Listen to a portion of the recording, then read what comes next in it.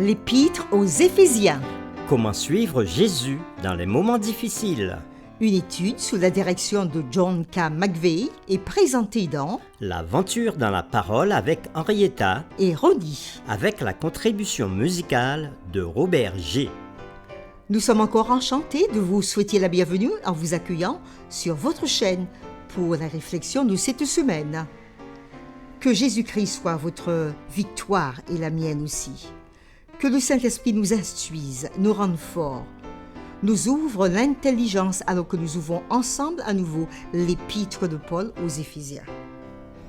Nous avons abordé le grand thème autour de l'Épître aux Éphésiens, comment suivre Jésus dans les moments difficiles. Et nous l'avons commencé avec la série numéro 1, Paul et les Éphésiens. La série numéro 2, le grand plan divin centré sur Christ. Puis la série numéro 3, la puissance du Christ exalté. La série numéro 4, comment Dieu nous sauve. La série numéro 5, expiation horizontale, la croix et l'Église. La série numéro 6, le mystère de l'Évangile. Puis la série numéro 7, le corps unifié de Christ. La série numéro 8, marcher selon la parole et revêtir l'esprit de vérité. La série numéro 9, une vie de sagesse. La série numéro 10, mari et femme ensemble à la croix. La série numéro 11, pratiquer la loyauté suprême à Christ. Et aujourd'hui commence la série numéro 12 qui va du samedi 9 au vendredi 15 septembre 2023 et qui a pour titre « L'appel à tenir ferme ». Les lectures de la semaine concernent les chapitres suivants. Éphésiens chapitre 6, les versets 10 à 20, Deutéronome chapitre 20, les versets 2 à 4, Romains chapitre 13, les versets 11 à 14, 1 Thessaloniciens chapitre 5, les versets 6 à 8, et 1 Corinthiens chapitre 15, les versets 23 et 24. Le texte à mémoriser de cette semaine que nous vous invitons à dire avec nous se trouve dans Éphésiens chapitre 6, les versets 10 et 11. Au reste, fortifiez-vous dans le Seigneur, et par sa force toute puissante, revêtez-vous de toutes les armes de Dieu, afin de pouvoir tenir ferme contre les ruses du diable. Nous vous invitons à le redire avec nous. Éphésiens chapitre 6, les versets 10 et 11.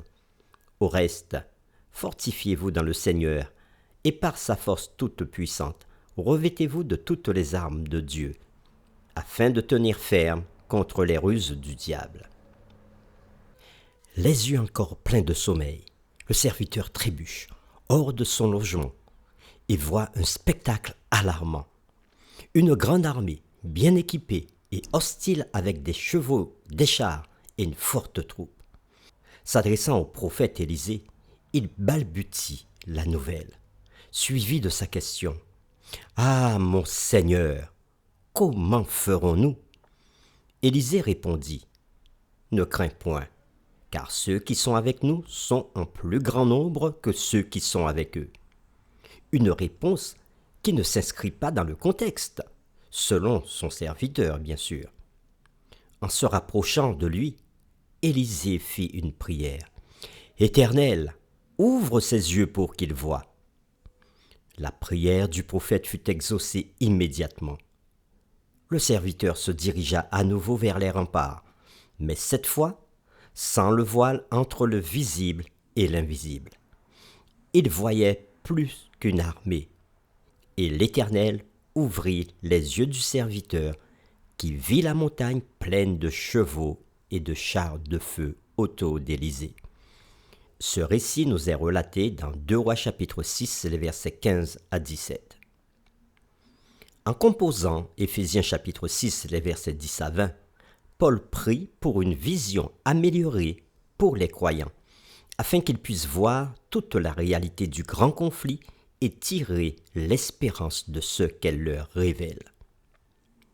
Les séquences de cette semaine se centrent sur 2 thèmes principaux. Le premier, le chrétien et la bataille cosmique. Le deuxième thème, les armes du chrétien dans cette bataille.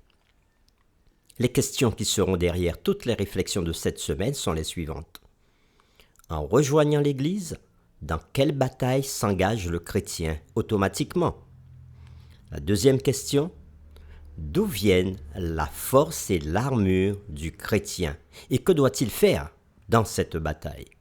Et c'est avec les séquences suivantes que nous répondrons à ces questions. Le dimanche 10 septembre, discours guerrier. Le lundi 11 septembre, trouver la force en Christ. Le mardi 12 septembre, le grand conflit dans les lettres de Paul. Le mercredi 13 septembre, tenir ferme sur l'ancien champ de bataille.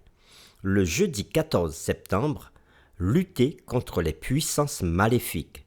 Et le vendredi 15 septembre, nous ferons le résumé et poursuivrons avec des réflexions avancées. Cette semaine, nous approfondirons ces différentes séquences. Que Dieu nous éclaire alors que nous partagerons sa parole dans Éphésiens chapitre 6.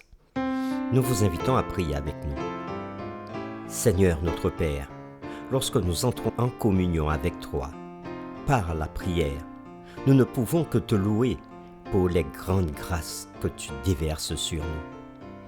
Merci pour l'enseignement que tu nous donneras cette semaine à travers les différentes séquences que nous abordons. Nous prions pour que tu nous ouvres les yeux, oui, les yeux de notre intelligence, pour bien comprendre les messages que tu veux nous donner dans ta parole. Aide-nous à bien les comprendre pour les mettre en pratique dans notre vie et chaque jour. C'est au nom de Jésus que nous te prions. Amen.